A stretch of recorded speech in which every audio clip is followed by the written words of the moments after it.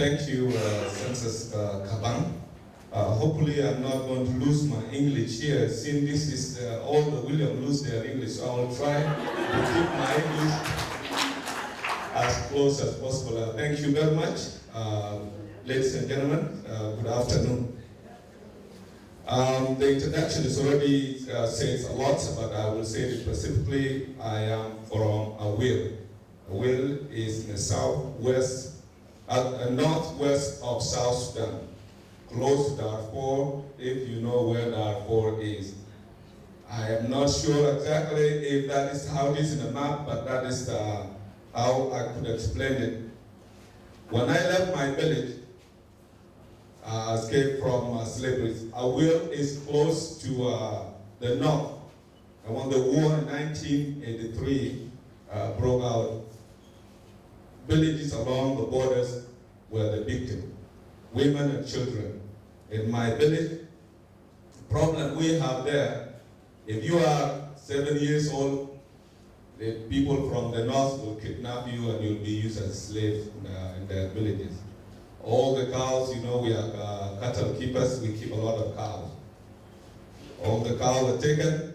From 8 years old, you still stick with your family. If you are caught, you will be killed. But we heard there's a place where if the kids go, they could stay there and they could find a new life.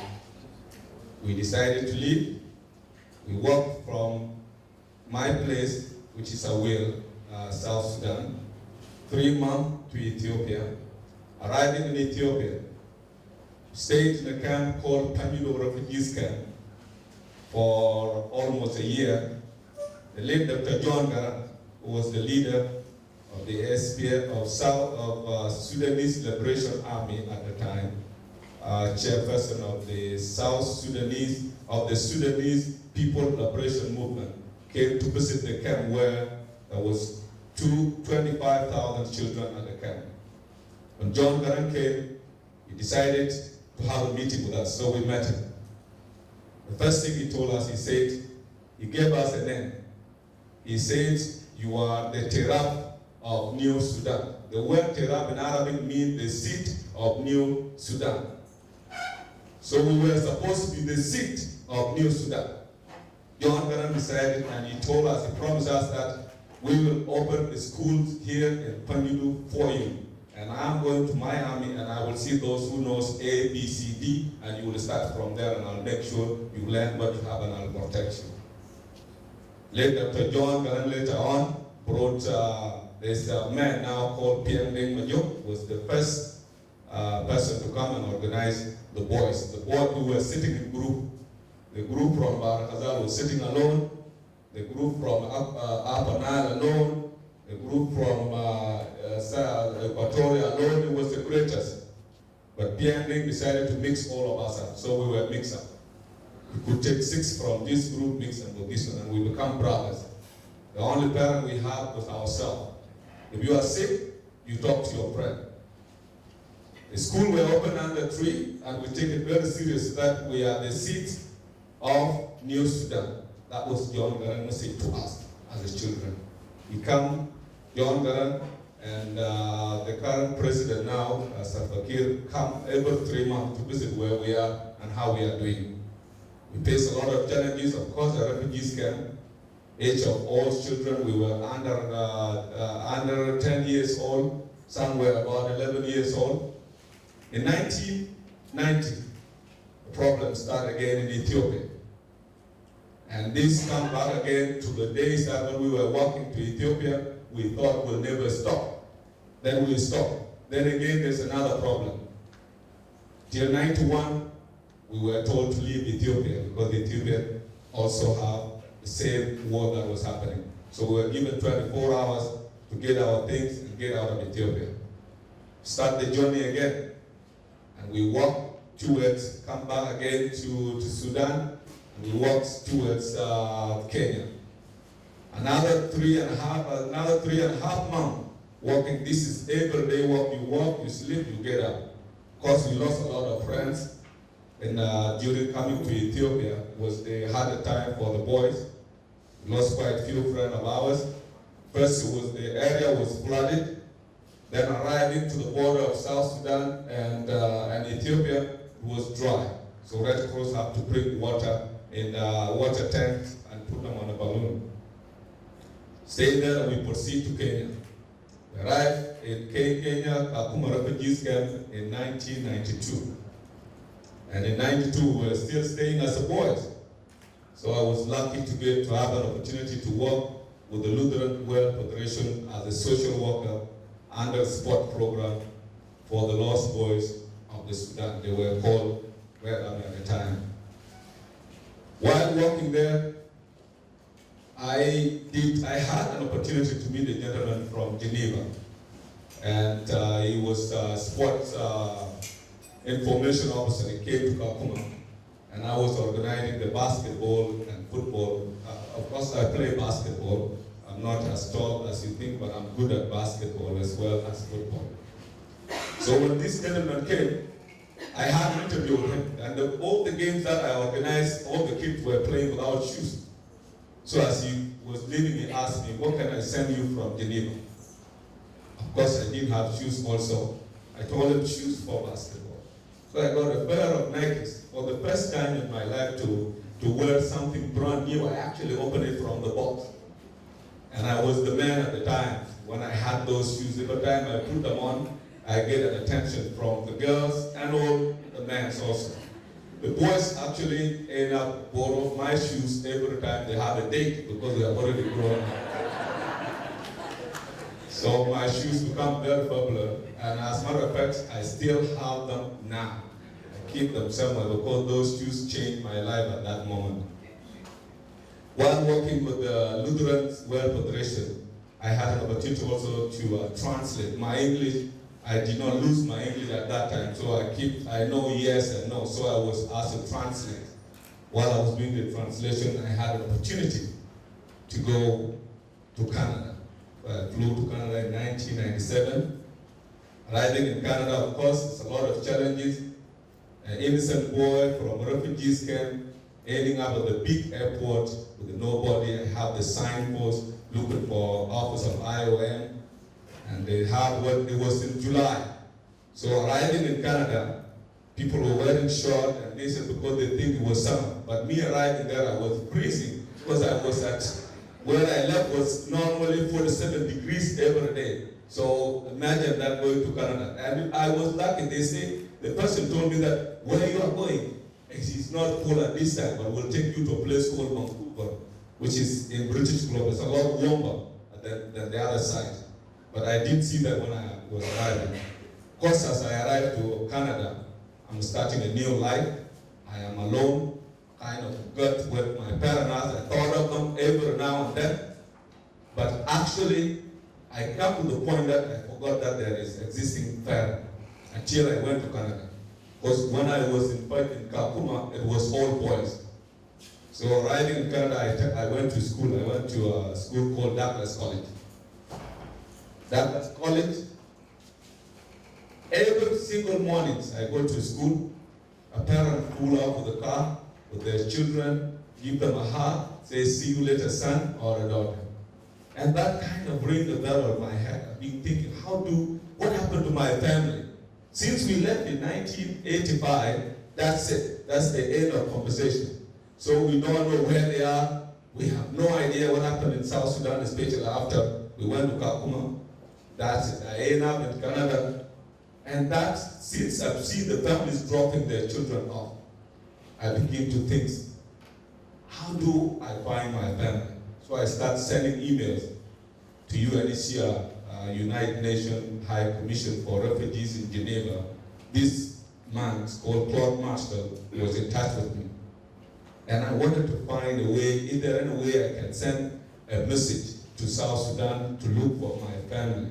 My father is a very famous man there, they know him. If you take a letter to anybody, to Aweil. So anyway, in Canada, I met this young man that we were in the class together. And the man in the class with me, he said, every time we studied, he told me, I hate my family. I hate my family. And he didn't know that I don't like to hear that word. He said, I wish I was like you, William, because I never actually told him, who am I?